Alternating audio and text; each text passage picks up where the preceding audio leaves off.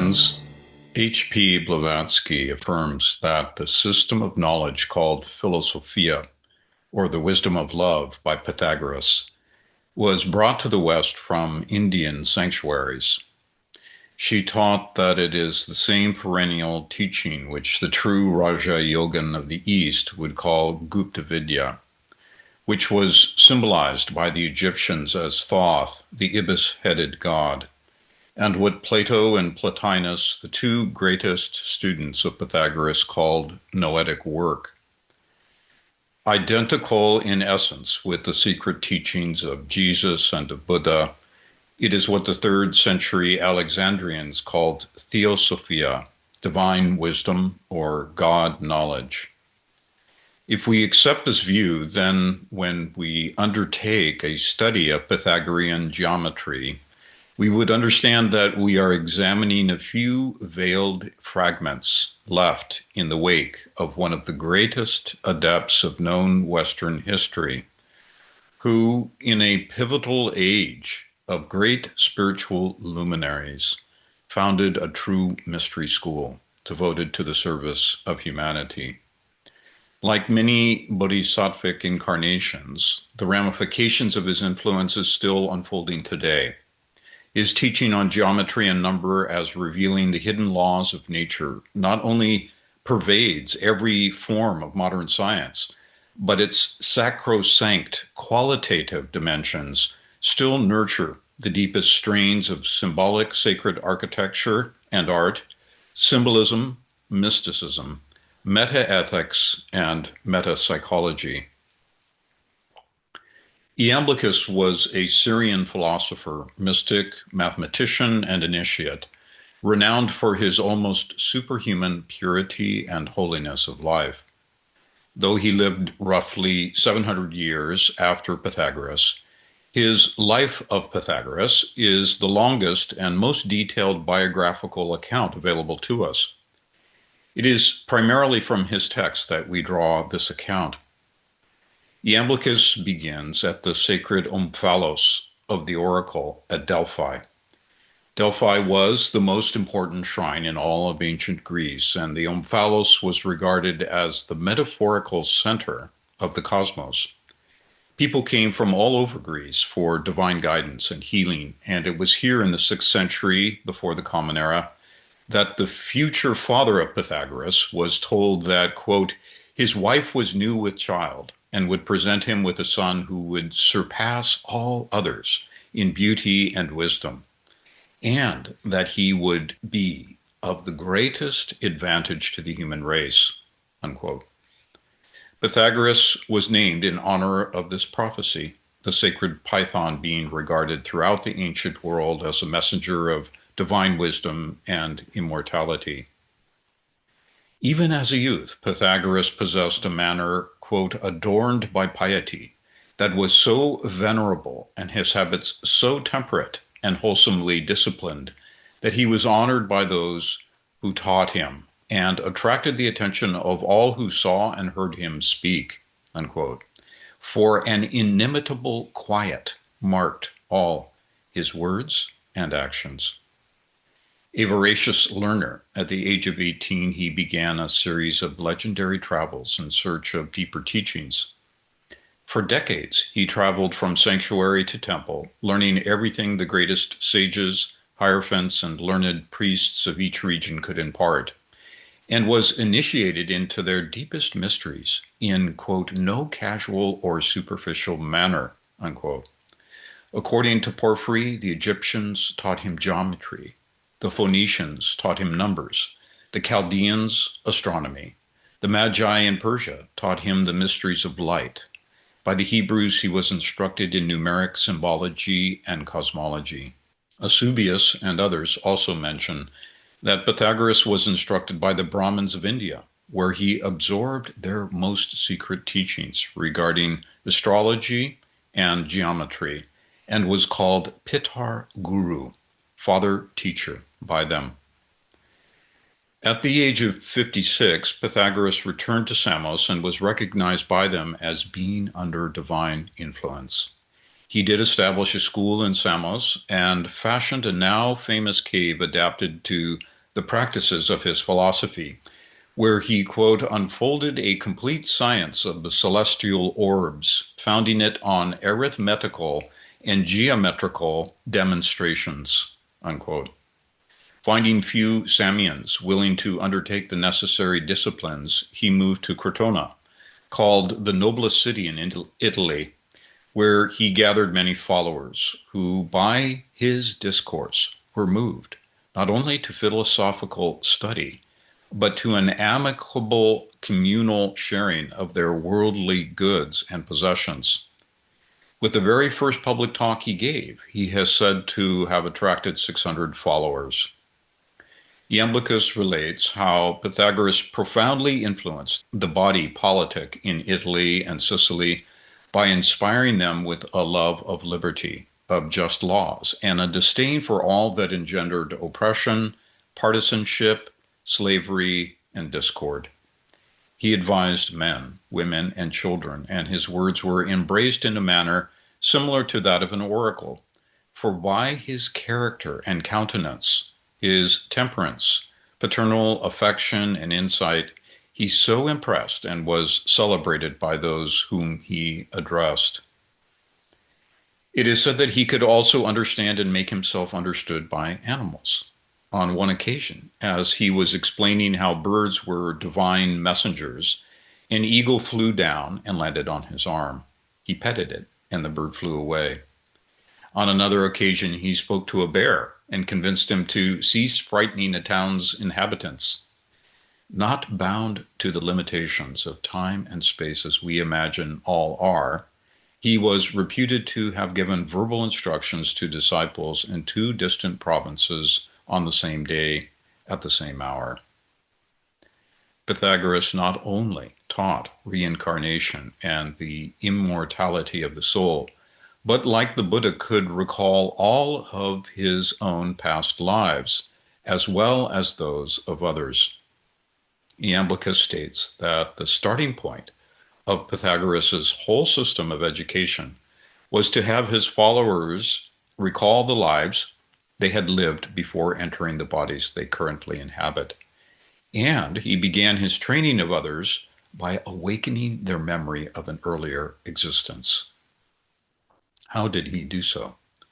For one, as we see in the Golden Verses and the commentary of Hierocles, he provided them with an overarching philosophical and cosmological perspective, which outlined the aspects and functions of the divine and imperishable principles of nature and the path leading to their realization. Pythagoras also understood the theurgic and magical capacities of voice and sound, besides his own speech, which was said to have had a powerful healing and awakening capacity. He used music, voice and lyre, melodies and rhythms by which he employed a certain, quote-unquote, ineffable quality as a form of psychic healing. He understood how to use mantrams and harmonics as remedies for the, quote, irrational and passional elements of the human psyche, and by which he purified the intellective power of his students from the tumult and the waves of a corporeal nature, unquote. Moreover, Pythagoras could fix his intellect in these sublime symphonies of the world, he alone hearing and understanding the universal harmony and consonance of the spheres and the stars that are moved through them, and which produce a fuller and more intense melody than anything affected by mortal sounds.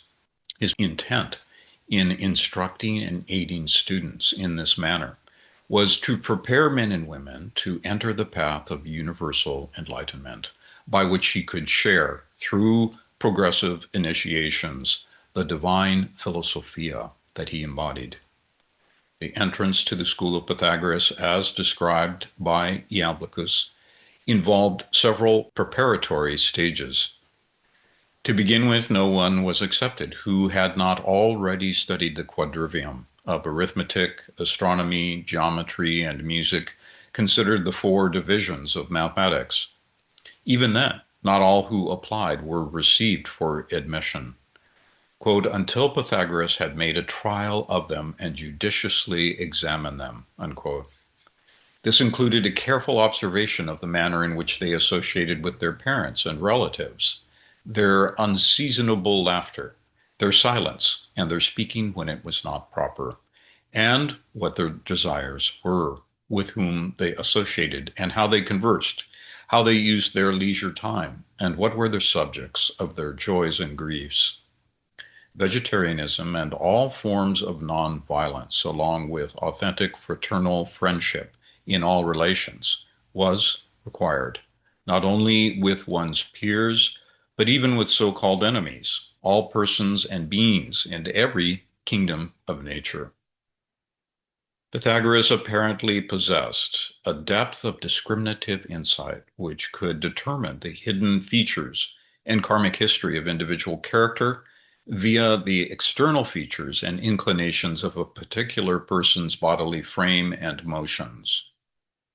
When Pythagoras had thus duly examined some one person and determined that they may be fit for the school, he then instructed the community to ignore and neglect that person for 3 years, quote, to test their love of learning and their spite for honors, unquote.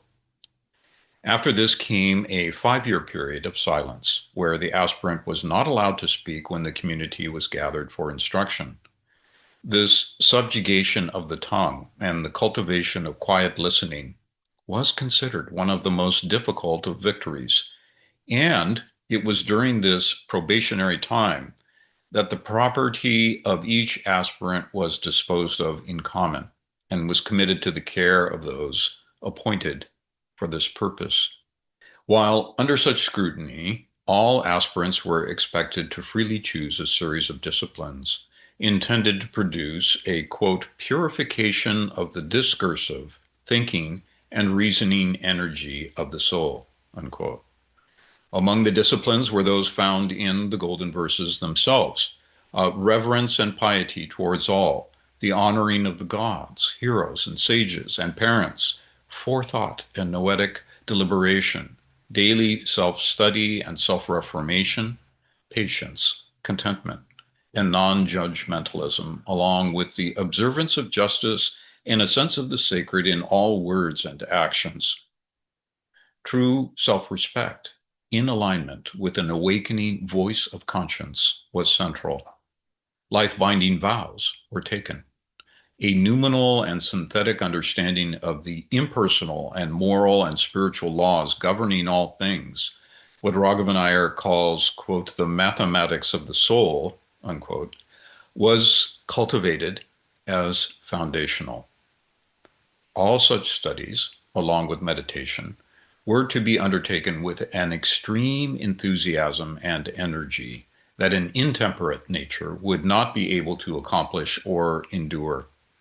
For it was only in this manner that the, quote, corporeal passions, which normally have their uncontrolled and fixed abode within us, are removed, wrote Iamblichus, with fire and sword and all the machines of discipline, unquote.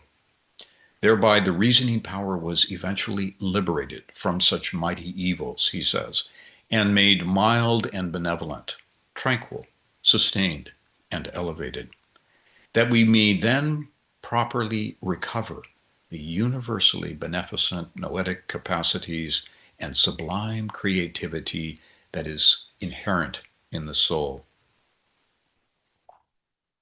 Pythagorean theogony undermined and transformed the anthropomorphism dominating the popular conception of the Greek pantheon based upon Homer and Hesiod.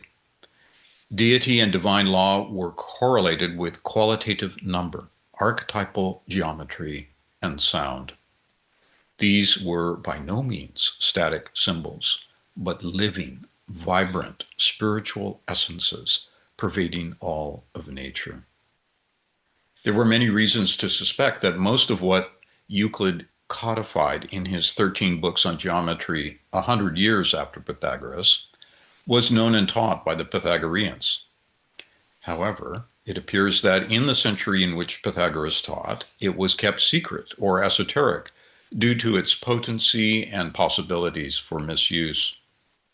Sir Thomas Heath called Euclid's Elements the greatest mathematical textbook of all time. And it has been published in more editions and in more countries than even the Bible. In the late 19th century, H.P. Blavatsky affirmed that the Pythagorean viewpoint that geometry is indeed a divine science.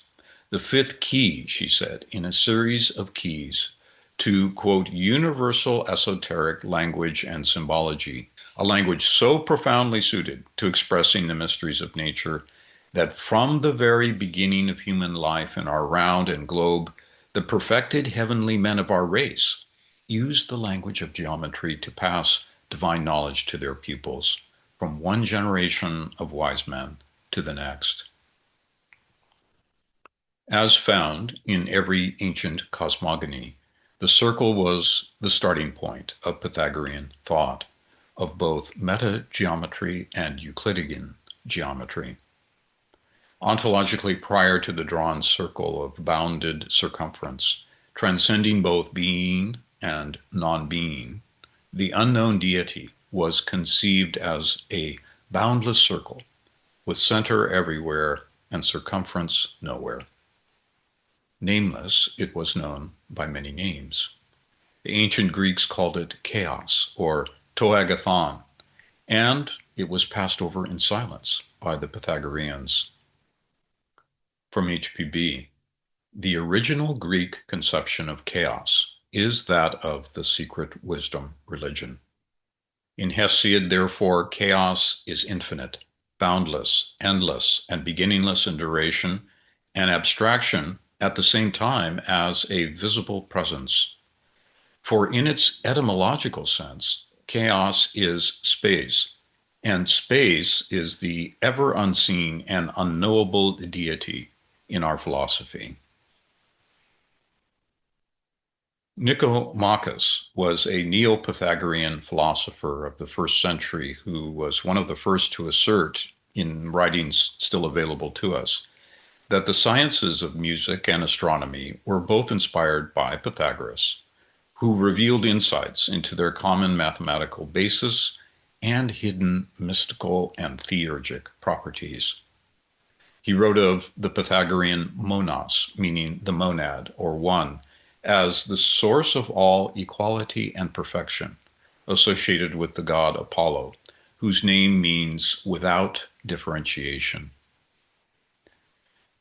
From the Theology of Arithmetic, the monad is the non-spatial source of all number, holds seminally the principles which are within all numbers, the beginning, middle, and end of all things, without which there is no knowledge of anything whatsoever, since it is a pure light, sunlike and ruling, so that in each of these aspects it resembles God. The monad was also called Proteus by the Pythagoreans, meaning first or primordial. Proteus was a Greek sea god who could foretell the future and who assumed any form he wished. Similarly, the monad, or one, as a factor in all other numbers, was regarding as assuming any form. Famously, the dyad, or duality, was considered evil by the Pythagoreans. This may be due to the fact that it implies opposition, polarity, and potential conflict, the loss or obscuration of underlying unity. But the horizontal diameter line that seemingly divides the monad into two is rich in symbolic meaning in esoteric philosophy. It is the symbol of primordial indestructible matter, called Mula Prakriti in Sanskrit, the homogeneous, unmanifested essence of all levels of substance and form. Called Gaia by the ancient Greeks, a word meaning earth or land, she was the virgin goddess who gave her life to all, Mother Nature as the root origin of all levels of being, spiritual, akashic, mental, astral, or physical.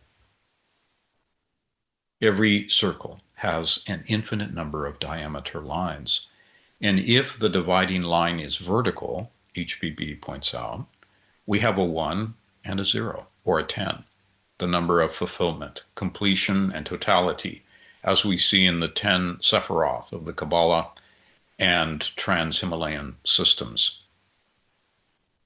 In this secret doctrine, Blavatsky states that it will one day be acknowledged that the ancient mystery schools knew the numerical value of pi, 3.1415, and the decimal system, for the number 10 is the very basis of that once universal tree of knowledge. Geometrically, both the horizontal and the vertical are needed to construct the upright equilateral triangle, the 3-in-1. For the Pythagoreans, the triangle was the first true number and the first perfect space-enclosing geometrical figure associated with logos. It signified right proportion, harmony, knowledge, piety, and friendship.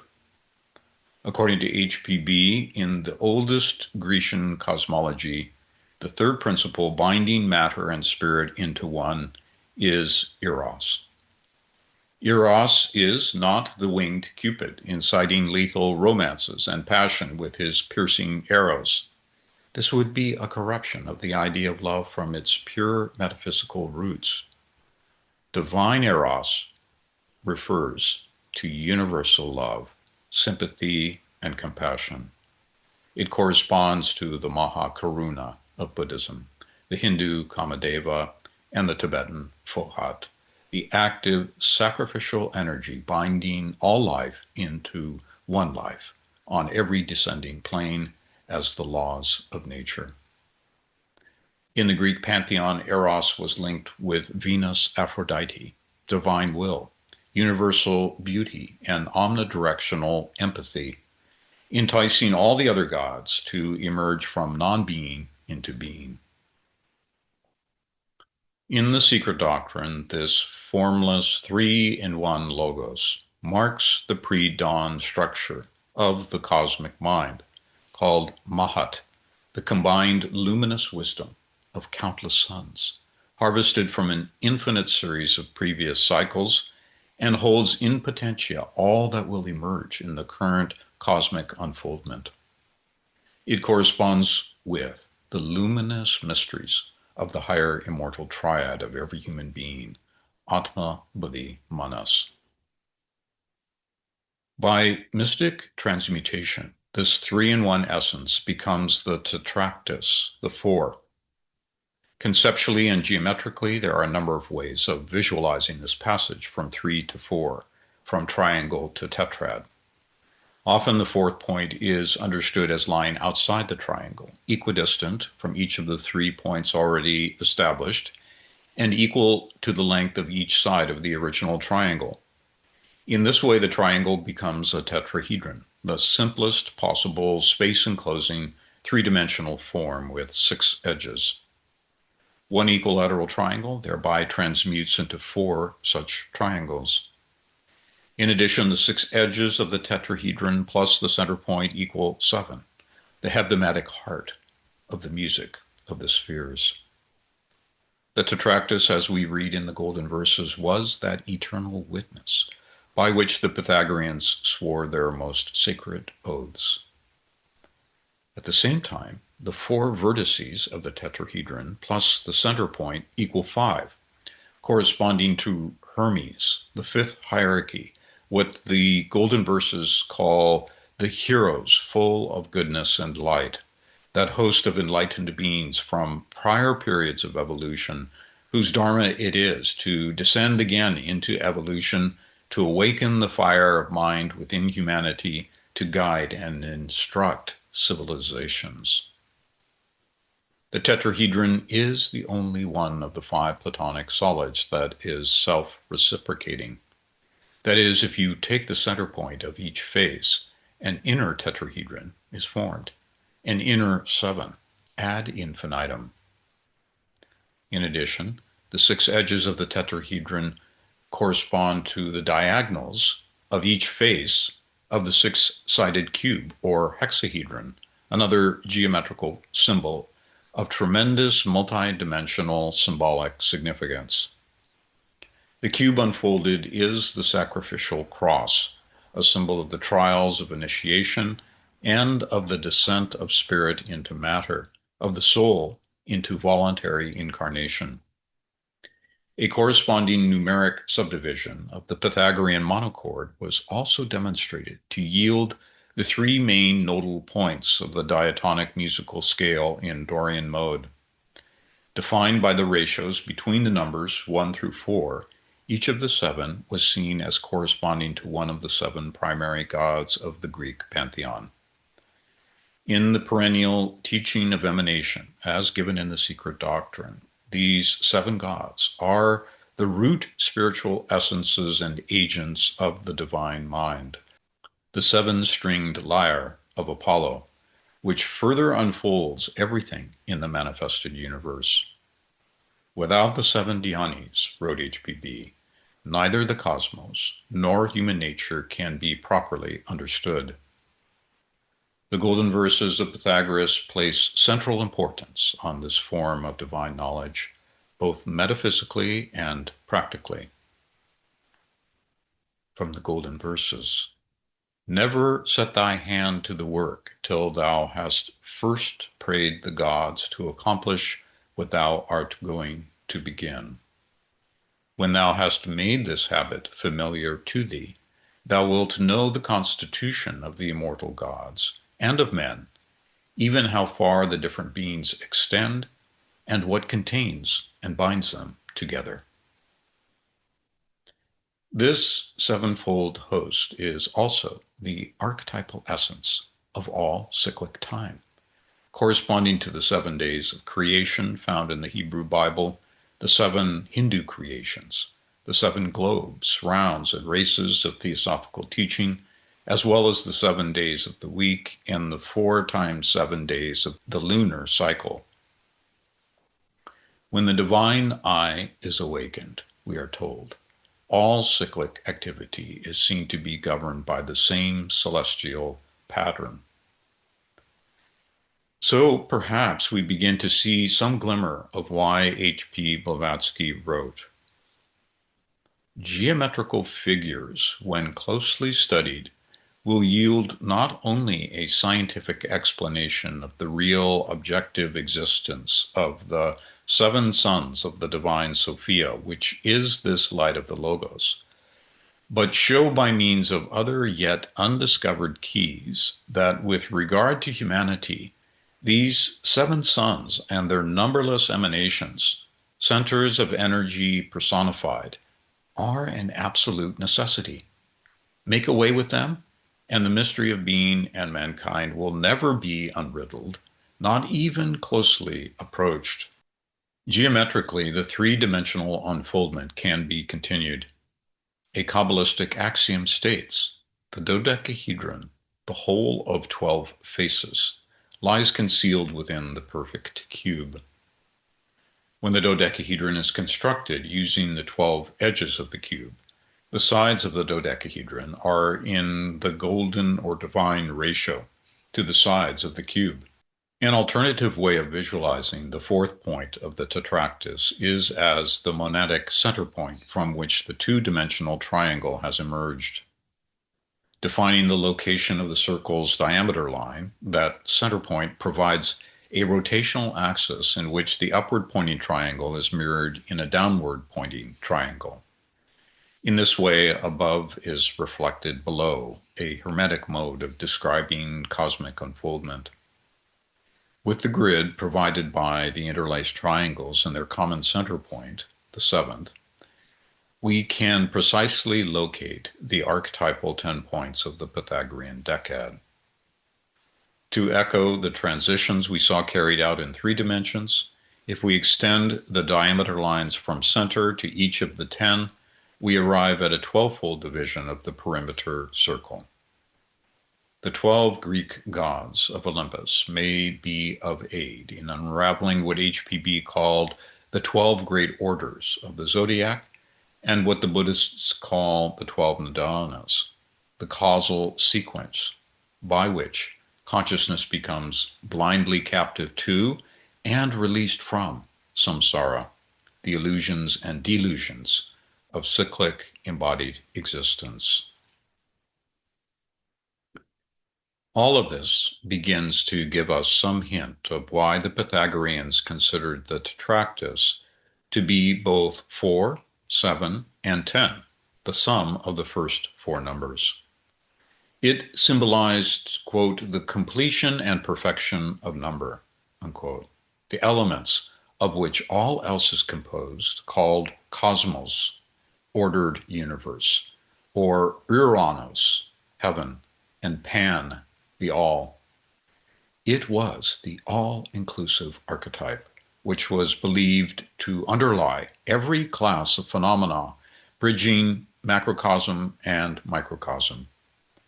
It represented self-conscious awakening to every godlike capacity, an omniscient form of wisdom that bridges heaven and earth, the loving sacrificial descent from one to many and back again, mirroring the logoic breath or song of nature. As Hierocles states in his commentary on the Golden Verses, quote, the tetractys contains and binds together all beginnings whatsoever, the elements, numbers, seasons, ages, societies, and communities. And we close then with this quote from the Golden Verses. Take courage, the race of men is divine. Sacred nature reveals to them the most hidden mysteries. If she impart to thee her secrets, thou wilt easily perform all the things which I have ordained thee, and healing thy soul, thou wilt deliver it from all these evils, from all these afflictions. And when, having divested thyself of thy mortal body, thou arrives in the most pure ether, thou shalt be a god, immortal, incorruptible, and death shall have no more dominion over thee. Thank you all.